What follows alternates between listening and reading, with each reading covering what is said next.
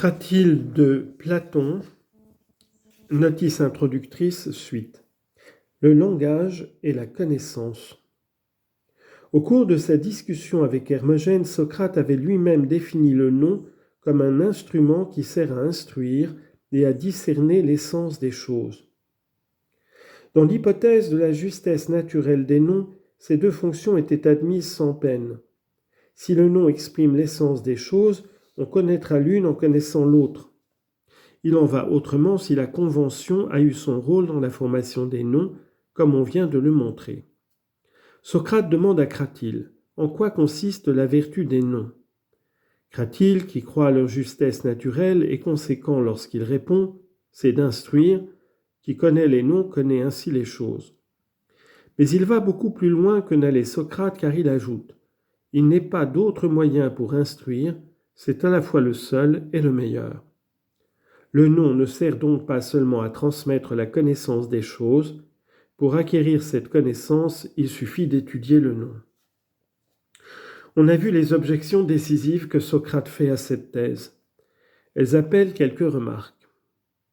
Si les restrictions apportées à la justesse naturelle des noms pouvaient justifier une reprise du principe admis sans discussion dans le premier entretien, il est à noter que Socrate n'y fait pas appel pour réfuter les affirmations de Cratyle.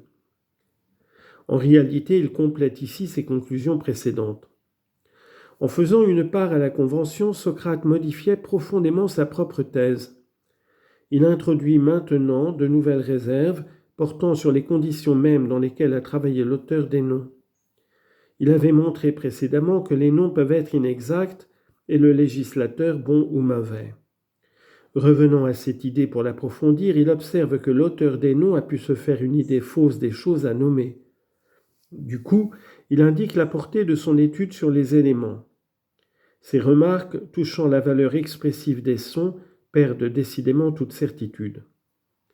Nous savions déjà que la partie étymologique n'était qu'un jeu. Socrate le confirme en expliquant que plusieurs des noms rattachés d'abord à l'expression du mouvement semblent plutôt exprimer le repos. Il avait admis avec Hermogène, avant d'examiner les noms qui désignent les choses éternelles, qu'ils ont peut-être été établis par une puissance supérieure à l'homme. Plus loin, cette explication était écartée comme un expédient sans valeur. Ici, elle est définitivement réfutée par des raisons tirées des contradictions que révèlent les noms. Enfin, Socrate arrive à cette conclusion, puisque les noms sont des guides dangereux et qu'il est possible sans eux de connaître les choses, mieux vaut demander cette connaissance aux choses elles-mêmes et partir de la réalité plutôt que des noms qui en sont l'image. Et une autre conclusion se dégage que Platon ne formule pas, mais qui se présente d'elle-même à l'esprit. Peu importe que la justesse des noms soit l'effet d'une convenance naturelle ou le résultat d'une convention, si c'est aux choses qu'il faut s'adresser pour les connaître. Nous voilà donc ramenés à la théorie de la connaissance que Platon définissait dès le début du dialogue, en rejetant les thèses de Protagoras et d'Eutydème. Ainsi se découvre le véritable sens du cratyle. Le dialogue est avant tout l'esquisse d'une théorie de la connaissance. L'étude linguistique qu'il présente n'en est que l'enveloppe et le prétexte. Au terme du débat, Platon constate que le problème agité est d'intérêt médiocre pour la recherche de la connaissance et il renvoie les deux adversaires dos à dos avec une sorte d'ironie supérieure. À cet égard, le cratyle apparaît comme une œuvre de polémique, une opération de déblaiement, à l'occasion des théories contemporaines du langage. Aux auteurs de ces théories, Platon montre qu'il serait, le cas échéant, capable de rivaliser avec eux. Mais à quoi bon ? Ce n'est pas la linguistique, mais la dialectique qui peut conduire à la vérité. On lit en note, ainsi s'explique que le cratyle soit isolé dans l'œuvre de Platon. Toutefois, Platon reparlera dans le Théétète de la valeur des éléments, et le sophiste fera la théorie de la proposition. Mais il exposera dans la lettre 7 des vues qui rappellent de très près celles du cratyle. Le logos y est défini un composé de noms et de verbes. Le nom n'a aucune fixité. Rien n'empêche que ce que l'on appelle aujourd'hui circulaire se trouve appelé droit. On peut en dire autant de la définition ou du discours. Mais dans le politique, Socrate dira à l'étranger, si tu te gardes avec soin de t'appliquer aux mots, tu apparaîtras plus riche en raison dans ta vieillesse. Fin de note. La doctrine d'Héraclite. Socrate a déjà fait voir que les noms risquent d'induire en erreur. Il y revient pour ceux qui servent à marquer le mouvement. 2 points sont à retenir dans ce développement final. Socrate admet l'existence d'une chose belle et bonne en soi et pense qu'il en est de même pour chacun des êtres en particulier. Cette allusion fort claire à la théorie platonicienne des formes est introduite avec une apparente réserve. C'est une rêverie qui occupe souvent la pensée de Socrate, en grec pollakis oneiroton. On dit en note. On peut en trouver une autre dans la première partie du Cratyle, où Socrate parle de la navette en soi, en grec auto ho esti kerkis, sur laquelle le menuisier doit se régler pour fabriquer la navette, et plus loin du nom en soi, en grec auto ekeino ho estin onoma, que doit avoir en vue le législateur.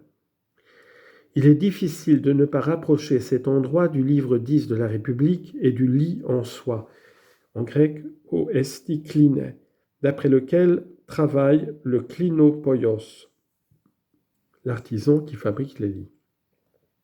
Socrate vise ici non la forme ou idée, mais seulement la notion générale de navette et de nom. Fin de note.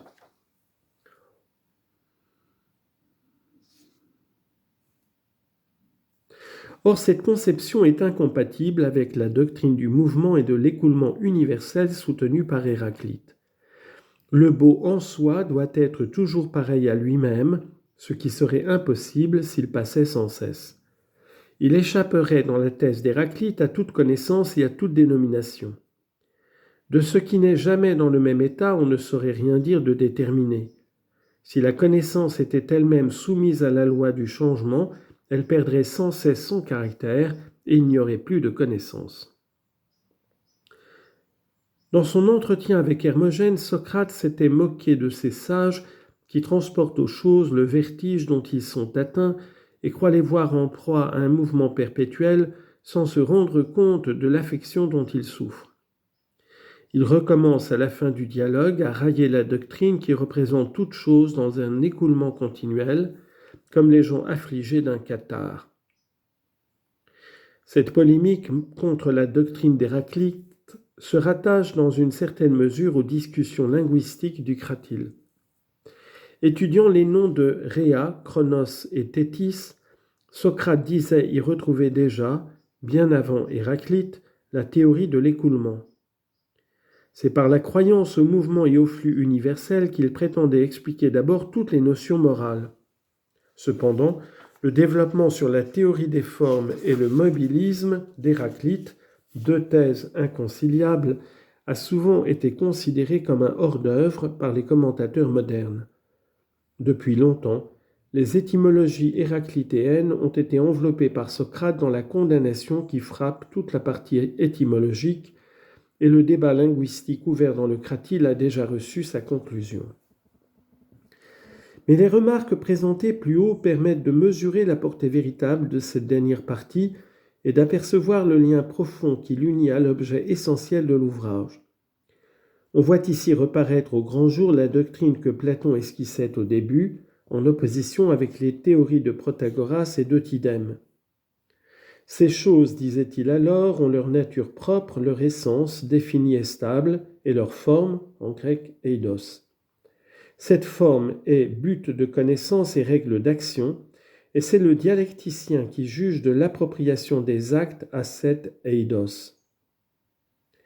Cette doctrine fondamentale a pu être perdue de vue à travers les longues discussions sur les étymologies, les noms primitifs, les éléments, etc.